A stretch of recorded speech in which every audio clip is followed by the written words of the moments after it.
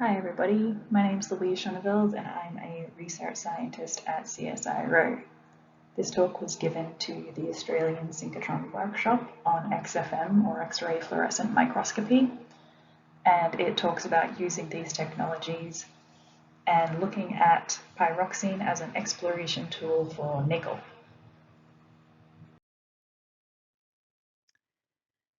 So nickel is a very important resource. Most lithium-ion batteries are actually 80% nickel when looking at in the batteries inside an electric vehicle.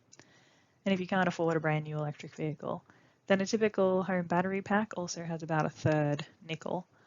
So this is a very important resource as we move towards a rechargeable and green energy age. But we need to find more of this resource to meet our growing demand. To understand how to find nickel, we first have to understand how it's formed. So this is a little recipe for making a magmatic nickel sulfide deposit. So it starts with this magma conduit, which is basically a fast-flowing tube of silicate magma. Our first step is we need to saturate this magma with sulfide. This usually occurs by incorporating sulfidic sediments. And if you incorporate enough of this, you reach the point of sulfide saturation, which means you start to make little sulfide metal droplets. So the second step in our process is to concentrate the metals within these sulfides. So this involves the little sulfide droplets interacting with the silicate magma, and so the sulfides can concentrate nickel, copper, and the platinum group elements. Finally, we need to accumulate these sulfides into a deposit that we can find and economically mine. And this is the kind of rock that we're looking for. The problem is that most of the deposits that sit at the surface have already been discovered. So this means that most of our new exploration actually occurs by drilling. So what we're searching for is these magma freeways to know that we're in the right location for sulfides to form. However, not all intrusions that we drill are magma freeways. Sometimes they can just be these blind alleys that don't have a lot of flow through of silicate magma. So what we aim to determine is which of these intrusions are these magma freeways to reduce this needle in a field of haystacks type problem. So we want to at least be looking in the right intrusion to find the nickel sulfide deposit, and thus our needle in our haystack. So this is where we turn to pyroxene. Pyroxene is an extremely common mineral. The pyroxene group makes up to 11% of all crustal minerals. It has a very wide range of stability fields, which means it can grow in mafic to intermediate magmas, and it has an extremely rapid growth. Usually when we look at minerals, we take a thin slice through the mineral or rock and then scan the surfaces using X-ray techniques or scanning electron techniques. Using these scanning technologies, you can start to see changes in chemistries within the crystal structure. This is an example from a volcanic eruption, and you can see that the aluminium content is quite different from one end of the crystal compared to the other axes. You can also see that there's a depletion in aluminium content around the rim of the crystal. So these are all signifying changes in the chemistry or conditions within the crystal growth of this pyroxene, which are now trapped in time within the crystal structure.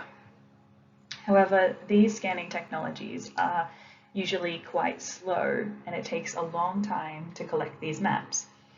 Also, the crystal needs to be in a specific orientation for you to see these zonation patterns effectively. So therefore, this is where X-ray fluorescent mapping comes in, because you can collect many scans of crystals in many orientations to make sure that you're understanding the zonation patterns effectively. Now I'll walk you through some of the different zoning types and what they can tell you about the formation conditions as the pyroxenes grew. So the first one is normal zonation, which is a depletion in the compatible elements, so elements that like to be in the pyroxene. These elements become depleted towards the edges of the crystal. And conversely, all of the elements that do not like to be in pyroxene usually become enriched towards the edges of the crystal. And this is an extremely diffuse change, and just due to normal crystallization processes in the magma chamber. The next zoning type is sector zoning, which shows this bow tie or hourglass shape in the crystal structure. This is because the compatibility of these elements are much higher in two of the crystal orientations than the third. This represents very rapid growth of the pyroxene. Next, we have oscillatory zoning. So oscillatory zoning are these rapid and cyclic changes of elements within the crystal structure of the pyroxene. This represents fluctuating magma conditions as the pyroxene grew. And finally, we have an abrupt zonation, which is this change in compatibility that is extremely sharp between the core and the rim of the crystal. This represents a sudden change in chemistry or crystallization conditions of this environment. So this is a summary of all the zoning types. When we refer to complex zoning of pyroxene, it is any combination of either sector, abrupt, or oscillatory zoning. So as we were scanning these pyroxenes from magmatic sulfide deposits from around the world, we noticed that complexly zoned pyroxene is very common within the nickel sulfide deposits. So we tested nickel sulfide deposits from many world-class nickel sulfide deposits from around the world. And we noticed that both the orthopyroxene, which is shown in orange, and the clinopyroxene, which is pink to purple, show very complicated zonation patterns when associated with the sulfide.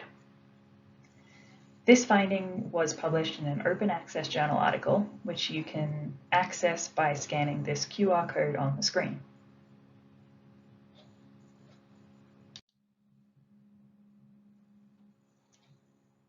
So from this single crystal, which is from the Ritki deposit in the Kotilahti nickel belt in Finland, we can see that this clinopyroxene has very fast growth, which is indicated by this sector zoning. It has a very abrupt change in magma chemistry, which is signified by this abrupt zoning pattern. And then it has also oscillatory zoning, which is represented by these cyclic changes in the rim.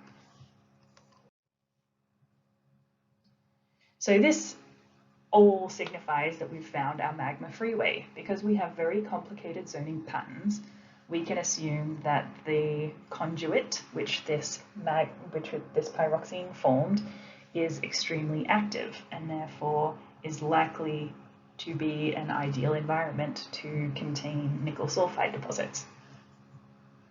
So the very complicated zoning patterns are thought to be due to the conduit incorporating the roof and the floor of the magma pipe as much silicate magma flows through, which creates these turbulent pockets of varying chemistry and conditions, which causes these very complicated zoning patterns in the pyroxene. So we also looked at barren intrusions, which do not show this type of complex zonation pattern. So we investigated quite a few barren intrusions from the same locations as the mineralized intrusions. So these intrusions are roughly the same area, almost the same size, but do not contain any known sulfide. And you can see that these clinopyroxene that we're looking at on the screen here shows no significant zonation pattern at all. But we started to think, what if there's zonation there that we can't see? So this is an example from a volcanic eruption from the Mount Etna deposit in Sicily.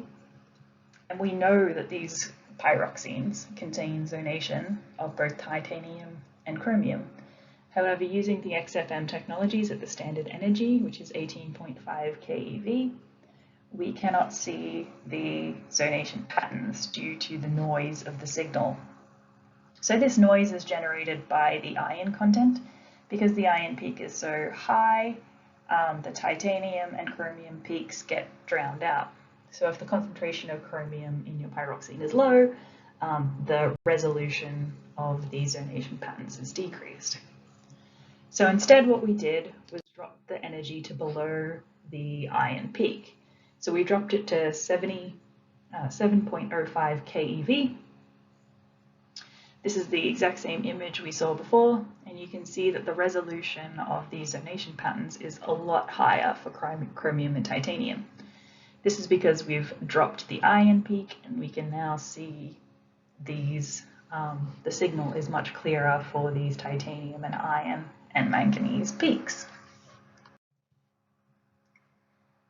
Comparing these two energies with electron microprobe data, you can see that the 7.05 keV is quite precise in its zonation pattern, while the 18.5 or standard energy keV is much more noisy in the signal. So we're getting much higher precision using these lower energies for chromium content, and when we compare it to laser ablation maps, which can also get chromium and titanium values, you can see the resolution is a little bit bigger, a little bit poorer for the laser ablation, and it also takes a significantly longer time than it would with the XFM Technologies. So this method was published in the American Mineralogist, and if you're interested in reading a little bit more about it, you can scan the QR code on the screen. So we now know that using low energy mapping allows us to get high sensitivity for chromium and titanium. So let's check those barren samples again and just double check that our chromium contents were not too low for detection with the high energy. So if we compare the high energy scan to the low energy scan, you can see that we've got a little bit of sector zoning happening in this crystal that we couldn't see before. However, there's still no complex zoning in these barren intrusions. So this is probably signifying that this barren intrusion is more like a blind alley type of system, where the magma comes up into the crust and just solidifies in an intrusion without being a high conduit for high magma flow. So we also decided to test this technology using other X-ray fluorescent techniques, because not everyone has access to the Australian Synchrotron when they're exploring for nickel deposits. So comparing the Australian Synchrotron to normal desktop XRF technologies such as the Brooker Tornado, you can see that the zonation patterns are visible. You can definitely see the abrupt zoning in this crystal, and you can also see the oscillation in the rim. And if you know what you're looking for, you could probably see it in thin section. There is an abrupt zonation on the edge of this crystal, and there's also oscillations through the rim. So these complexly zoned pyroxenes give us an indication of where our magma freeways are.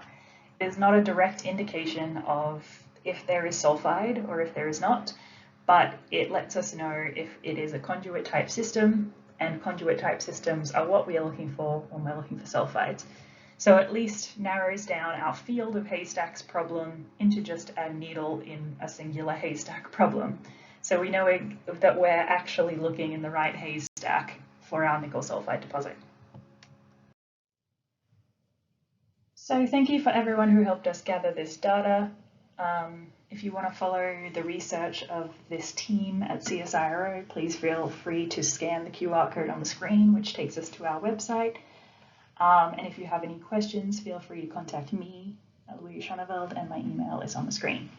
Thank you.